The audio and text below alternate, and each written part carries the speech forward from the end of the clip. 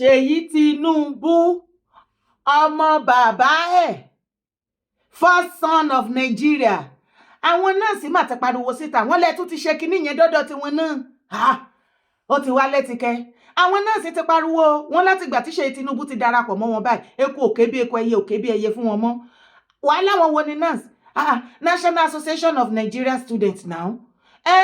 Wàá rí wípé láti ìgbà tí bàbá Tinubu ti wọrí àpèrè wọn as a president of Nigeria, ṣó gbọ́ anything kó jáde láti ASUU àti ìgbúrò ASUU strike àgbúrò ẹni lọ́rọ̀ kan ṣá. Wọ́n ní Seyi ó ti dàárín àwọn national students o, ó ti dàárín wọn láàrin àwọn Nans o. Ibẹ̀ ni kọ́kọ́ là ń lọ. Ìbò Lafe bá yàrá ìjábá ẹ̀. Ọ̀rọ̀ yìí ti ń bẹ́yìn yọ. Ọ̀rọ̀ yìí ti ń di woro sí woro. Sanwo Olu urged Lagos youth to join Nigeria Army. Jídé Sanwo Olu, Mr. Celebu Executive Governor Lagos State, ló ń bẹ gbogbo àwọn youth Lagosian wípé army ni o, ẹ lọ wọ́n fẹ́ ṣe recruitment, ẹ ní láti lọ darapọ̀ mọ́ army kẹ́ lè ṣe tàtàtà lójú ogun. Làwọn youth bá fi gbé taná, bá fẹ́ reverse gé pé láyé ká má rí. Ṣé ẹ láwọn ọmọ ni ẹ lọ kó gbogbo ọmọ governor South West, ẹ kó ti senator, minister, ti president Seyi, wọ́n recruit náà bá ní kán lọ kóra wọn o. Tó bá jẹ́ àwọn youth Lagos o, àwọn ò ní interest. Ṣùgbọ́n ibi tọ́rọ̀ ti wá bẹ́yìn yọ tí mo sọ òun ni wípé the same youth tí Nigeria governors ń bẹ̀ wípé kí wọ́n lọ jẹ́ military tán sásẹ́yìn tán láwọn ò ṣe, àwọn náà ni wọ́n lọ ń rawọ́ ẹ̀bẹ̀ sí Traore, Ibrahim Traore ní Burkina Faso. Wọ́n láwọn fẹ́ wá jẹ́ military force wọn ní Burkina Faso. Ṣé rí wípé ojú ẹ̀yin leaders in Nigeria, ojú yín padà bò. Traore padà fi yín ṣẹ̀sín. Wá wo fídíò. And if care is not taken with the involvement of the president's son for the past 1 year, he has done everything to make sure that the organization is porous. What he stands to gain, I don't know. Are you afraid that Nans is beginning to, would you say it is losing the real reason why it was formed? Because the real reason why Nans was formed, as far as we remember, we know, is that it was for the welfare and the growth of Nigerian students. Yes. But now it does appear that there is heavy political interference. And people are always very interested in who the leadership is, who they support politically, etc. Do you fear that this is making Nans lose its focus on the primary reason for why it was established? In fact, let me say, the organization is almost losing it. Because these people have programmed the organization in the sense that if you did not have government backing, I am afraid, you might not be able to become anything in the organization, except few that still have the genuine interest of the student at heart. And that is the reason why the interest is becoming so high. Everybody is now tagging themselves to one political party or the other. The organization is already losing the purpose of its creation. And if care is not taken with the involvement of the president's son for the past 1 year, he has done everything to make sure that the organization is porous. What he stands to gain, I don't know. What he wants to achieve, I don't know. But the question I want the general public to ask him is, what is his interest in Nans? He wasn't a stakeholder. He didn't school in Nigeria, because the only thing that can qualify you to be a stakeholder in the organization is if you have served in the organization. And the only thing that can qualify you to be a member of the organization is if you are a student schooling in Nigeria. You are a member. That means you have rights to contest in the organization. But if you did not fall in this category, there's no how you can term yourself a stakeholder of the organization. And you now hide under the power that you have to be terrorizing some set of people in the country that is everybody's security is meant to be secured by the president of Nigeria, the country. So I'm afraid, like you said, the organization is almost losing it. It's almost losing it. Ṣé ìwọ náà ti gbọ́ nínú fídíò? Ṣé o ti rí? Ṣé rí bàbá Tinubu yẹ kó ro gan ni o? Ẹ̀mí lẹ́nu. Èkìtì bá fún un mí, ẹ̀mí. Ẹ̀ta yẹ́rìyẹ́rì. So gbogbo àwọn ọmọ yín ẹ mọ àwọn key point ibi tó yẹ kẹ́ fi wọ́n sí tán máa kí ẹ̀ pa fún yín àṣírí tú tí àwọn nurse member yóò bá bọ́ síta sì kọ́ wá pariwo ṣé ìwọ àtẹ̀mí máa mọ̀ wípé gbogbo bí ASUU ò ṣe bọ́ síta láti ìgbà tí bàbá Tinubu ti become president àbò gbóhùn lẹ́nu ASUU ṣé o mọ̀ pé kí bàbá Tinubu tó dé báyẹn fè ní kú ni wọ́n fọlá dìde wọ́n strike lẹ́ni wọ́n resume lọ́la ìgbà míì wọ́n tẹ̀lé láàrin ọdún kan wọ́n lè strike 6 months straight ṣé mo parọ́ ṣùgbọ́n ìgbà tí bàbá Tinubu ti débẹ̀ àgbọ̀n nǹkan kan strike nínú kó jẹ́ pé bàbá Tinubu ò fi sálárì jẹ àwọn lecturer yíyà àbí ó tún fún ṣó increase sálárì yín ni àṣàrí pé tó ṣá strike ṣá àṣé Seyi Tinubu ló jẹ́ jí inú gò bàbá Tinubu so gbogbo àwọn ọmọ yín lẹ fi sí gbogbo key point tán lọ ń kí àwọn oríṣiríṣi nǹkan fún yín Seyi so ìwọ ni aka they keep coming for my daddy they keep coming for your daddy so ìwọ ló kí àwọn student pàtó mú wọn mọ́lẹ̀ abálájọ tẹ́ ẹ bá notice ìgbà tẹ́nítà tó bá ti ní hunger protest báyìí tó jáde ṣe rí student kan jáde ẹ lè rí wọn lálẹ́ as a matter of fact àwọn student kan tún kóra wọn jọ wí placard wípé àwọn support ìjọba Tinubu ni àwọn wà òkè àwọn protest tí wọn o àṣeṣe yìí ni àṣewọ ni Seyi Tinubu Seyi tèmi wò yóò rẹ̀ pé máa burú ju bàbá Tinubu lẹ́yìn ọmọ Yorùbá nǹkan tó ti ṣe wá gan ni o ṣé bàbá Tinubu máa pọ́kẹ̀tì wa tí bàbá bá wá dàgbàdàgbà tán dògbò mi ò ro kúrò yín o ẹni bá ro kúrò mi kó máa nìṣó wájú o ṣé àtún ní kọ́ntínú lórí ọmọ báyìí ṣé Seyi náà tún ní pọ́kẹ̀tì ilẹ̀ Yorùbá báyìí bí bàbá Tinubu ṣe pọ́kẹ̀tì wa a máa ń wò á pọ̀rọ̀ lówó ó máa fẹ́ máa fi stylishly láàárọ̀ nù ó máa fẹ́ máa láàárọ̀ ẹ gbà mí lẹ́yìn Seyi ìwọ ló ń kí wọn bàbá yẹn jẹ́ kó yé wa wípé bó ṣe dàárín wọn rú ó make wọn inactive wọn ò wá wà active wọn ò mọ nǹkan tó ń ṣe mọ́ ó ti pé gbogbo àwọn key point tó wà ńbẹ̀ àwọn kíní tó wà ńbẹ̀ ó ti fowó bà tí wọ́n jẹ́ ó ti fún wọn ní post ibì kan fi ṣọ́ọ̀kì ibì kan àwọn yẹn wá ṣe mọ̀nàmọ́ná bíi ti iná mọ̀nàmọ́ná tó ń ṣe mọ̀nàmọ́ná Nàìjíríà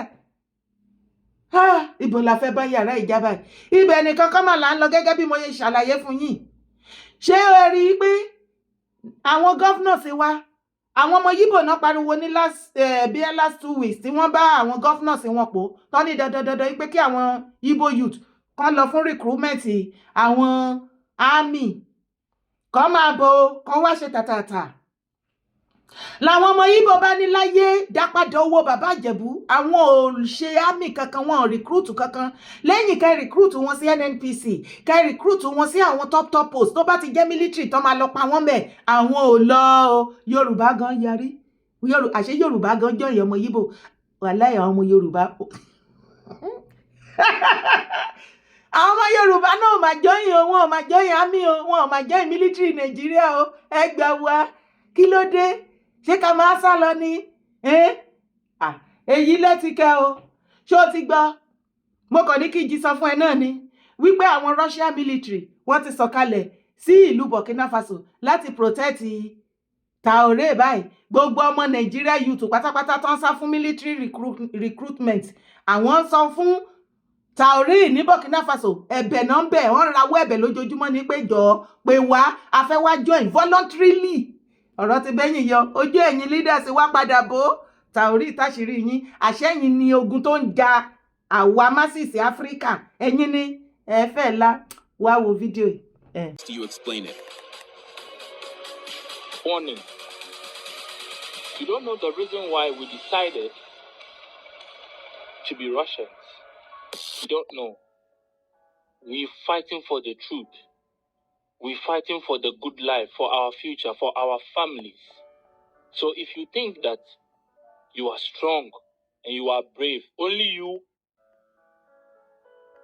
think you have sat down, you have made your inquiries, so you want to do something to Ibrahim Traore, you are dealing with the whole Africa. And especially, you are dealing with Russian military.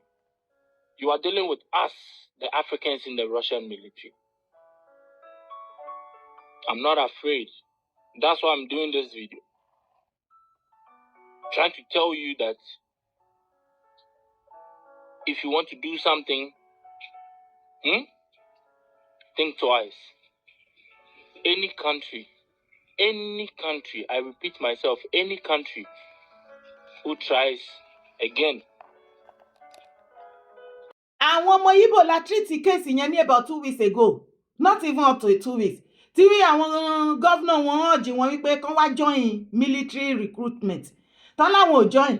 Ẹ bá fẹ́ recruit àwọn èèyàn sí top post bí NNPC Sanko, NNPC àti gbogbo àwọn top post tó ti máa rí life gidi. Ẹ kì í pè wọ́n, ẹ ń pọmọ tálíkà àwa. Ṣùgbọ́n tó bá ti di pé kán wá fẹ́ lọ sójú ogun kán lè pa wá dànù. Àwa ọmọ mẹ̀kúnnù. Àwa masisi ìgbà ilẹ̀ máa rántí wa. Àwọn yúùtù ti wá yarí mọ́ yín lọ́wọ́. Ibrahim Traore ó ti jẹ́ ká mọ̀ wípé ẹ̀yin Nigeria political leader ẹni ègbé ni yín, ẹ̀yin gangan lógun tó ń ja àwa Nigeria masses. Ẹ̀yin lẹ ní ìkọ̀kan ṣe, ẹ̀yin lẹ fẹ́ ṣe nǹkankan tẹ́ fẹ́ fún wa ní ìgbésí ayé tó dáa. Àṣírí yín ti tú. Ẹ gbà wá lọ́wọ́ Jídé Sanwo Olu. Jídé Sanwo Olu náà wá sọ nísìnyí pé Sanwo Olu urged Lagos youth to join Nigeria army. Nekene. Lagos State Governor Babajide Sanwo-Olu has called on youth across the state to seize the opportunity presented by the ongoing recruitment into Nigeria Army. Thank you, jare Mr. Selebu, Mr. Governor Sanwo-Olu. Nígbà tẹ́ ní opportunity ni, imagine a very big opportunity kasi ta ni ẹni náà tó wà láyé, including ẹ̀yin Nigeria leader. Ta ló fẹ́ rí opportunity kan tó dá tí ò ní bá wọn, tí ò ní ajákẹ́.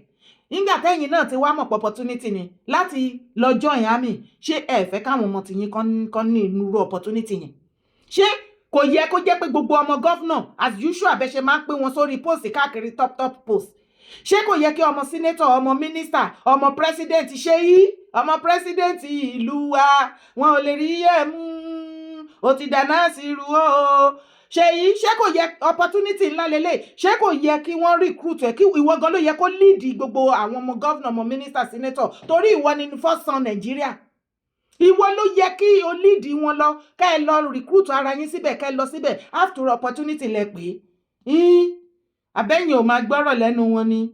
Wọ́n ní the engagement convened parents, youth, traditional and religious leaders as well as artisans to promote awareness about the personal and professional advantages of pursuing a career in the Nigeria Army. Pursuing a career in the Nigeria Army is a good opportunity. Use it by yourself ní Nigerian masses. Ń sọ fún yín aláàṣẹ. Ẹ̀ráyé yín. Ibi táyìn tí ń ọ̀dì, tẹ̀tí ń bẹ àwọn Nigeria youth. Àwọn Nigeria youth ń bẹ good leader. Ọ̀rọ̀ ńlá ni o. Nigeria masses gan bá yín pọ̀ nǹkan tí ò ní tán. Ẹ̀yin governor, ẹ̀yin ó jì àwọn youth pé kí wọ́n lọ join recruitment army. Àwọn African youth, Nigeria youth want to join Ibrahim Traore military. Mi ríro eléyìí, ẹ gbà mí. Eléyìí báyìí ti send message sí ọ̀dọ̀ Traore. Ó ní how can I join? I am from Nigeria. Ojú yín ti bó, àṣírí gbogbo yín ti tú. Àṣẹ́yìn leaders Nigeria, ẹ̀yin leaders Africa ló bùkú. Ẹ̀yin láláìda Traore Ibrahim ó ti báyé tiyín jẹ́, ó ti jẹ́ ká mọ̀ pé ẹ̀yin lẹ̀ ní nǹkan kan ṣe kò ń ṣe àwọn western world. Ẹ ráyé yín, ṣe ẹ ráyé yín bí. Ẹ wo any governor tó bá try tó force anybody ní state ẹ kàn lọ join army recruitment, á fẹ́ pè pa yín o, á dáwọ́ ẹ̀pẹ̀jọ fún yín o. Ẹ kó àwọn ọmọ yín, another option. Ẹ tún ilé lọ sọ́dọ̀ àwọn kábíyèsí kẹ́ invite gbogbo kábíyèsí after ẹjọ́ máa invite ara yín ni, ẹjọ́ ṣe politics ni. Ẹ lọ kó àwọn ọmọ kábíyèsí wa àti àwọn ọmọ governor, ọmọ senator, ọmọ minister, ọmọ local government chairman, councillor, chairperson, gbogbo wọn ẹ kó wọn papọ̀.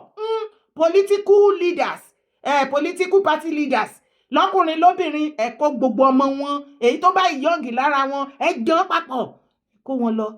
Torí àwa ti lẹ́ni lè tẹ̀ṣe fún Tolúlọpọ̀ Arótilé. Ìgbà tí wọ́n pa Tolúlọpọ̀ Arótilé, bàbá ńlá ògo ilẹ̀ Yorùbá tó pàdánù. Kí ni ìgbésẹ̀ ẹ̀yin leaders wa tẹ́ gbé lórí ọmọ yẹn? Ǹjẹ́ tí ẹ ní feelings, ǹjẹ́ show concern, ǹjẹ́ bothered? Wọ́n waste ọmọ yẹn dànù. Ẹ wá ní pé kan tó wá lọ recruit, kan tó lọ pa wọ́n dànù. Tó bá jẹ́ post gidi ló wà lẹ̀, kí ló dé tẹ́ máa fi lọ̀ wá pé ká wá submit credentials wa? Tó ẹ jẹ́ kójú ogun tó tẹ́ máa pa wá. Ẹ fẹ́ kó àwọn ọmọ south, ẹ kó wọn lọ sí north, kán lọ máa pa wọn káwọn northern tó ti ya wèrè mọ́ra wọn lọ́wọ́ ńbẹ̀. àwọn ara wọn náà máa kó àwọn Boko Haram wọ́n ti surrender o repentant wọ́n kó army uniform wọ́n kó sí wọn lọ́rùn wọ́n kó army uniform sí wọn lọ́rùn wọ́n dé àwọn ọmọ tó nísìn wọ́n tún ní bọ̀nú náà ti strike tó ti pa àwọn èèyàn lọ rẹ́bẹ́rẹ́bẹ́ family matter ni ẹ wá fẹ́ kí àwọn ẹ fẹ́ máa fi ẹ̀mí àwọn youth ṣòfò irọ́ lẹ pa ẹ lọ kó family yín lọ́bẹ̀ youth kọ́kọ́ ò bá yín join army Ṣèyí ìwọ ló dá nọ́ọ̀sì rú gbogbo stúdẹ̀ǹtì tí ẹ bá rí ẹni tẹ wà disappointed nípa Nans ìyẹn National Association of Nigeria Students tí wọ́n ní action tó wà effective bíi ti tẹ́lẹ̀ iṣẹ́ ọwọ́ Ṣèyí Tinubu ni o wọ́n ti pariwo síta o wọ́n lóun ló ti fowó bà tiwọn jẹ́ ó ti set divide and rule as usual bíi ti dádì ẹ̀ ó ti set ẹ̀ sáàrin wọn ò mọ nǹkan tó ń ṣe mọ́ ti di rádaràda wọ́n sì láwọn ò mọ nǹkan tó fẹ́ gain kí ló fẹ́ gain ọmọ dádì ẹ̀ ni orúkọ tèmi ò yípadà Yèyé Dára Kòwé kó má gbàgbé láti bá mi share video yìí má gbàgbé láti drop comment ẹ̀ sì má gbàgbé láti bá mi thumb up. Yes now, support my brand. Thank you for doing so. Subscribe to my YouTube channel. Ire o, Kabit.